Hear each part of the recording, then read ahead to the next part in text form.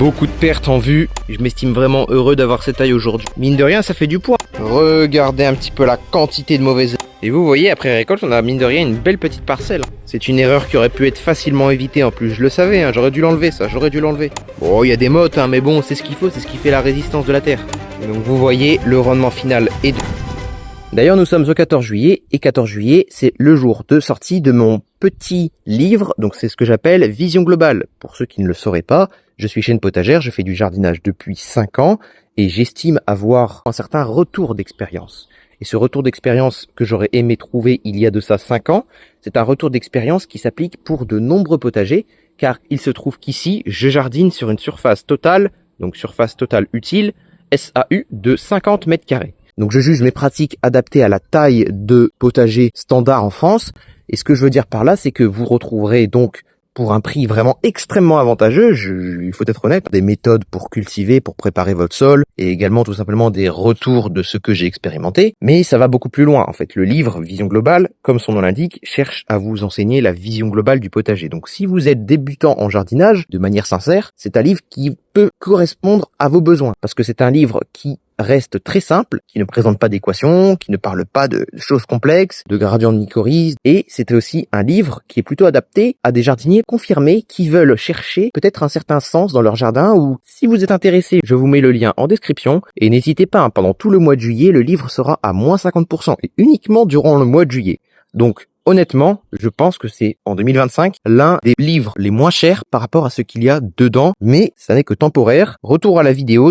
Nous sommes le 14 juillet et je voulais vous montrer aujourd'hui la récolte de l'ail que l'on va voir dans une première partie. Je voulais également vous parler du facteur, heureusement que je l'ai évité, hein. J'aurais pu tout perdre mon ail et vous allez le voir, hein, c'est vraiment un facteur d'ailleurs qui a beaucoup pénalisé mon rendement, je pense. Parce que j'aurais pu avoir beaucoup plus que ce que j'ai eu aujourd'hui. Bon, je m'estime heureux, hein, vous le voyez.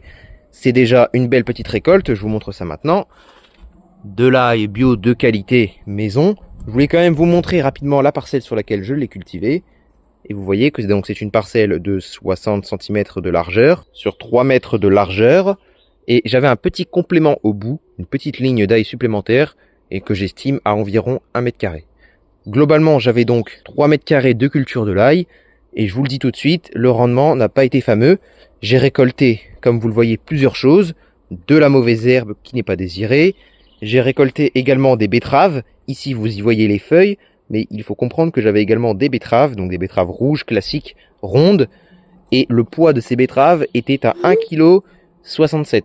Donc, c'est une valeur à prendre en compte, et voici l'ail que j'ai récolté sur mes 3 mètres carrés.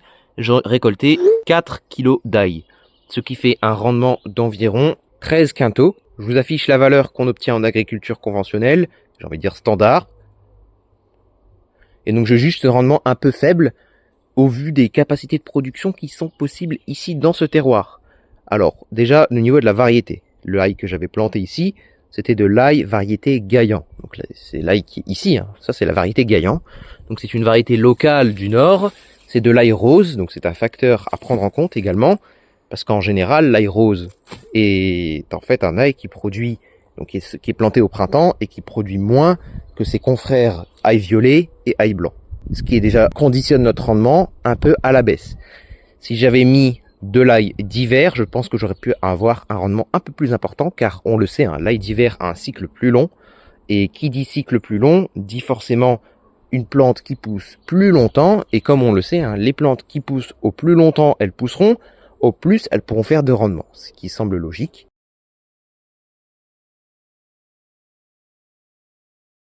Qu'est-ce que c'est que ça?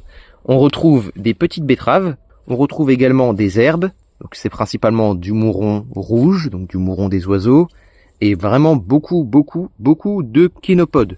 Donc kénopode est une plante qui aime l'azote. Bon, c'est normal, hein, j'y ai mis du fumier à l'automne, ce qui fait que forcément ces kénopodes ont proliféré et ont tendance à même bien pousser, car dans les terres bien fumées, la kénopode poussera à volonté. J'avais également des betteraves qui ont poussé ici. Alors je vous rassure, je ne les ai pas du tout semées. C'est un peu comme cette betterave qui se situe ici. Je ne l'ai pas du tout semée. Il faut savoir que l'année passée, à cet endroit-là, il y avait une betterave qui était laissée pour faire des graines. D'ailleurs, c'est pour cela que j'ai choisi de changer de stratégie cette année, et les années futures certainement, Vous le remarquez, là-bas, j'ai une zone, mais il y a également une petite zone bonus juste là, qui est dédiée exclusivement à la culture de la graine. Pour pouvoir refaire ces graines l'année prochaine, pour pouvoir bénéficier d'une graine de qualité. En plus de ça, j'ai récolté 1,7 kg de feuilles de betterave et j'ai récolté également 1 kg de mauvaises herbes. Lorsque l'on additionne les trois, on se retrouve avec un total de 6,7 kg. À savoir que c'est de l'ail de printemps, comme je vous l'ai dit, ça n'est pas très connu pour faire de gros rendements. Donc je m'estime heureux, car comme je vous l'ai dit, il y a eu des betteraves qui sont poussées dans cette plate-bande, et ce sont des betteraves qui ont poussé sans que je ne m'en suis aperçu.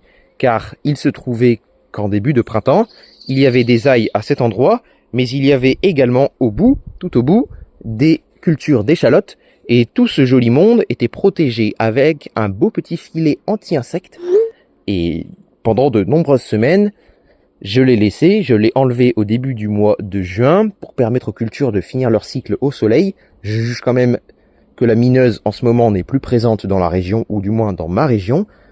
Pour ceux qui ne le savent pas, je suis au Pas-de-Calais. Et j'ai failli tout perdre parce que, comme vous l'avez vu, des betteraves que je n'avais pas vues qui avaient poussé, ont justement poussé, proliféré et même ont dépassé la hauteur de feuilles des ails. Et vous le savez, hein, les ails ne sont pas une culture extrêmement couvrante, comme la plupart des aliacées. Hein. On l'avait vu, les ails sont un petit peu comme les oignons en termes de biomasse, c'est-à-dire qu'ils n'en développent pas forcément beaucoup et ils se retrouvent fortement pénalisés par les mauvaises herbes. Et c'est quelque chose qui a failli me coûter mon ail, comme vous l'avez compris. Je l'ai déjà répété suffisamment de fois. Alors ce qu'il faut comprendre, c'est que cette année c'était une reprise de culture au niveau de l'ail. C'est-à-dire que après 2 ans sans en faire, j'ai décidé de réintroduire cette culture, un petit peu comme la culture de la carotte et l'introduction de la culture du panais.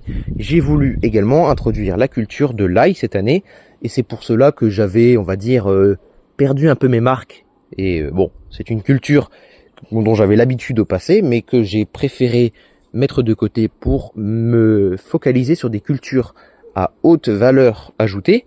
Cependant, après mes calculs, il se trouve que l'ail est également un très très bon choix en termes d'autonomie alimentaire. Pourquoi? Car, vous le savez, hein, l'ail ne coûte pas très cher à faire, il ne revient pas à très cher en semences au magasin. Ces cailloux d'ail, j'en ai eu pour moins de 5 €, et honnêtement, quand je vois la quantité d'ail que j'ai récolté, je m'estime heureux, sachant que comme vous le savez, j'ai récolté également pas mal de betteraves.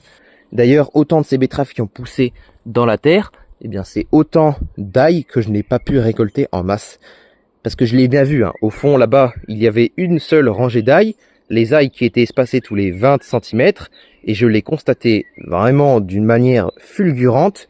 Les ails qui étaient au fond avaient un calibre bien plus joli que les ails qui étaient au milieu de parcelles, surtout au niveau des betteraves. Je vais vous montrer un exemple de comparaison. Ça, je m'en souviens, c'est un ail qui était au niveau des betteraves, et ça, c'est un ail qui était en bout de rangée. Et vous le voyez, hein, déjà, la tête, la taille, la circonférence fait que on comprend tout de suite que l'on n'a pas affaire au même produit. Ici, c'est un autre ail, et vous le voyez, hein, clairement. Ici, c'est une belle tête d'ail, c'est un peu ce que l'on recherchait sur cette variété. Et ça, c'est un peu un raté, finalement, à cause des betteraves qui ont germé.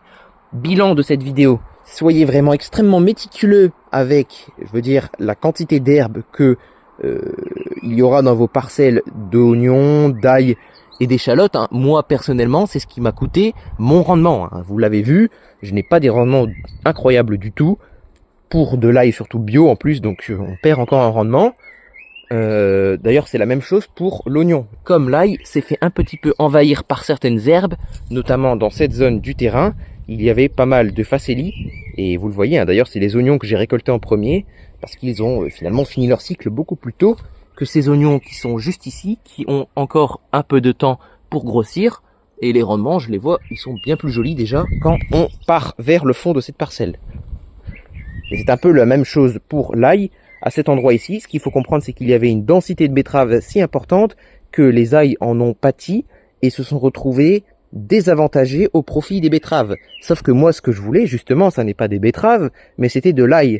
Et comme j'avais mis un filet, je n'avais pas remarqué qu'il y avait ces cultures de betteraves, et c'est au moment d'ouvrir le filet au mois de juin que je me suis aperçu qu'il y avait des betteraves qui avaient proliféré, peut-être même un peu trop proliféré.